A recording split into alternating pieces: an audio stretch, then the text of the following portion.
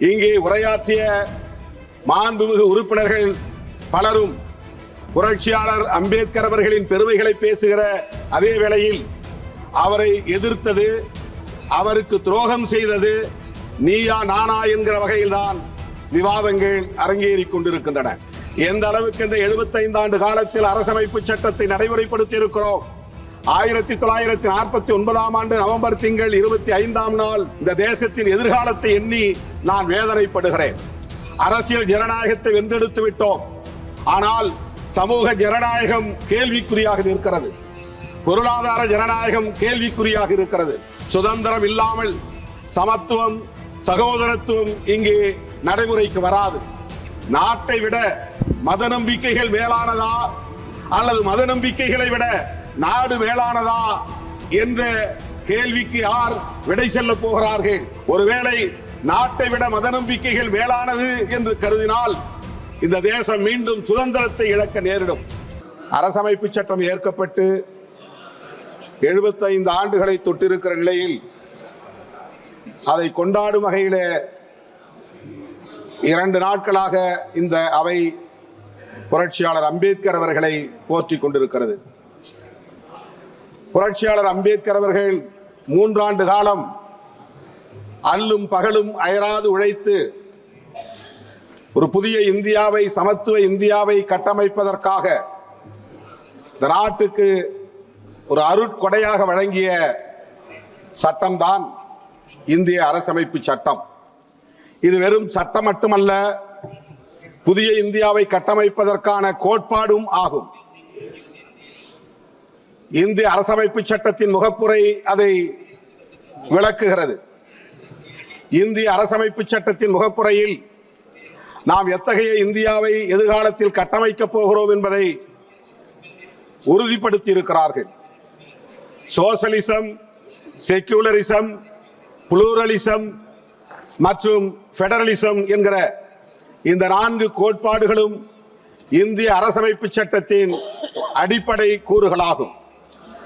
அவை மட்டுமின்றி நீதி, சுதந்திரம், சமத்துவம், சகோதரத்துவம் ஆகிய 4ம் புதிய இந்தியாவை கட்டமைப்பதற்கான தூண்களாகும். இவற்றை பாதுகாப்பதுதான் இன்றைய சவாலாக நம் முன்னால் இருக்கிறது. இங்கே உரையாற்றிய மாண்புமிகு உறுப்பினர்கள் பலரும் புரட்சியாளர் அம்பேத்கர் அவர்களின் பெருமைகளை பேசுகிற அதே வேளையில் அவரை எதிர்த்தது, அவருக்கு துரோகம் செய்தது நீயா நானா என்கிற வகையில்தான் விவாதங்கள் அரங்கேறிக் கொண்டிருக்கின்றன. எந்த அளவுக்கு இந்த 75 ஆண்டு காலத்தில் அரசமைப்பு சட்டத்தை நடைமுறைப்படுத்தி இருக்கிறோம், வெற்றிகரமாக அவற்றை நடைமுறைப்படுத்தி புதிய இந்தியாவை கட்டி எழுப்பியிருக்கிறோம் என்பது குறித்து உரையாடல்கள் இல்லை என்பது வேதனை அளிக்கிறது. புரட்சியாளர் அம்பேத்கர் அவர்கள் இந்த அரசமைப்பு சட்டம் ஏற்கப்படுவதற்கு முதல் நாள் 1949ஆம் ஆண்டு நவம்பர் திங்கள் 25ஆம் நாள் அரசியல் நிர்ணய சபையில் ஆற்றிய உரை, இறுதி உரை வரலாற்று முக்கியத்துவம் வாய்ந்தது. 3 ஆண்டு காலம் அரும்பாடுபட்டு உழைத்து உருவாக்கிய அந்த அரசமைப்பு சட்டம் குறித்த கவலையை அவர் வெளிப்படுத்துகிறார். வருகிற 1950 ஜனவரி 26 அன்று இந்த தேசம் ஒரு குடியரசாகிவிடும். அது மகிழ்ச்சி அளிக்கிறது. ஆனால் இந்த தேசத்தின் எதிர்காலத்தை எண்ணி நான் வேதனைப்படுகிறேன். அரசியல் ஜனநாயகத்தை வென்றெடுத்து விட்டோம். ஆனால் சமூக ஜனநாயகம் கேள்விக்குறியாக இருக்கிறது. பொருளாதார ஜனநாயகம் கேள்விக்குறியாக இருக்கிறது. இவற்றையெல்லாம் எப்படி நாம் நடைமுறைப்படுத்த போகிறோம் என்கிற வேதனையை அந்த உரையிலே பதிவு செய்திருக்கிறார். சுதந்திரம் இல்லாமல் சமத்துவம், சகோதரத்துவம் இங்கே நடைமுறைக்கு வராது. சமத்துவம் இல்லாமல் சுதந்திரமும் சகோதரத்துவமும் இங்கே வெற்றிகரமாக இயங்காது. ஆகவே இவை ஒவ்வொன்றையும் தனித்தனியே பிரித்துவிட முடியாது. சுதந்திரம், சமத்துவம், சகோதரத்துவமாக ஆகிய 3ஐயும் ஒரே நேரத்தில் நடைமுறைப்படுத்துகிற போதுதான், வெற்றிகரமாக நடைமுறைப்படுத்துகிற போதுதான் இங்கே சமூக ஜனநாயகத்தை நாம் உருவாக்க முடியும் என்கிற கவலையை பதிவு செய்கிறார். அதற்கு இங்கே தடைகளாக இருப்பவற்றை தூக்கி எறிய வேண்டும் என்று சொல்லுகிறார்.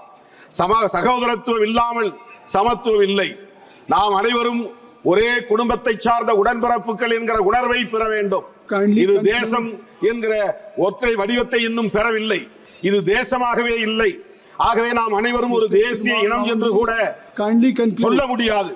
அப்படிப்பட்ட நிலையிலே சமூக ஜனநாயகத்தை வென்றெடுப்பதற்கு புரட்சியாளர் அம்பேத்கர் அவர்கள் பல்வேறு யோசனைகளை சொன்ன அதே வேளையில் தன்னுடைய ஆழ்ந்த வருத்தத்தை பதிவு செய்ததை இங்கே நான் பதிவு செய்ய விரும்புகிறேன். இங்கே எதிர்காலத்தில் வர இருப்பவர்கள் நாட்டை விட மத நம்பிக்கைகள் மேலானதா அல்லது மத நம்பிக்கைகளை விட நாடு மேலானதா என்ற கேள்விக்கு யார் விடை செல்ல போகிறார்கள்? ஒருவேளை நாட்டை விட மத நம்பிக்கைகள் மேலானது என்று கருதினால் இந்த தேசம் மீண்டும் சுதந்திரத்தை இழக்க நேரிடும். இந்த தேசத்தின் சுதந்திரத்தை மீண்டும் நாம் வென்றெடுக்க முடியாத நிலை உருவாகிவிடும் என்ற கவலையை வெளிப்படுத்தி இருக்கிறார். 75 ஆண்டுகளுக்கு முன்னால் தீர்க்க தரிசனமாக அவரால் உணர முடிந்திருக்கிறது. மத நம்பிக்கை உள்ளவர்களின் கைகளில் ஆட்சி அதிகாரம் சிக்கிக் கொண்டால் நாட்டை விட மத நம்பிக்கைகளே மேலானது என்பதை அவர்கள் உறுதிப்படுத்தக்கூடிய நிலை உருவாகும் என்பதை இங்கே சொன்னார். புரட்சியாளர் அம்பேத்கர் சொன்னது இங்கே இப்போது நடைமுறையில் இருப்பதாகத்தான் நம்மால் உணர முடிகிறது. புரட்சியாளர் அம்பேத்கர் அவர்கள் வாழ்ந்த இடத்தை சர்வதேச நினைவகமாக மாற்றியிருக்கிறீர்கள். அவருடைய உடல் எரியூட்டப்பட்ட இடத்தை அங்கே 433 அடி உயர சிலையை நிறுவியிருக்கிறது உண்மைதான். அதை 26 திறக்க போகிறீர்கள். புரட்சியாளர் அம்பேத்கர் லண்டனில் வாழ்ந்த இடத்தை நினைவிடமாக மாற்றியிருக்கிறீர்கள். ஆனால் அவருடைய பெருமையை போற்றுகிற அதே வேளையில் அவர் உருவாக்கிய அரசமைப்பு சட்டத்தில் ஆன்மாவை தகர்க்கக்கூடிய ஜனநாயகத்தை தகர்க்கும். Already you have taken more than your time. Already you have taken more than your time. Please kindly conclude. Vijay Kumar Hasdagi. Please. Vijay Kumar. Sir मैं बोलना आरंभ करता हूं और धन्यवाद देता हूं कि आपने मुझे कॉन्स्टिट्यूशन एडॉप्शन पे बोलने का मौका दिया। सर इधर हूं और I have already given more than 3 minutes more. Please. Kindly conclude. Single minute. Kindly conclude. Sir, single minute. பொருளாதார அடிப்படையிலான இடஒதுக்கீட்டு முறையை இங்கே சட்டமாக்கி இருக்கிறீர்கள். இது அரசமைப்பு சட்டத்திற்கு எதிரான தாக்குதல். ஆனால் schedule cost, schedule tribes, OBC மக்களுக்கான இடஒதுக்கீட்டிற்கு சட்டம் இல்லை. श्री विजय कुमार जी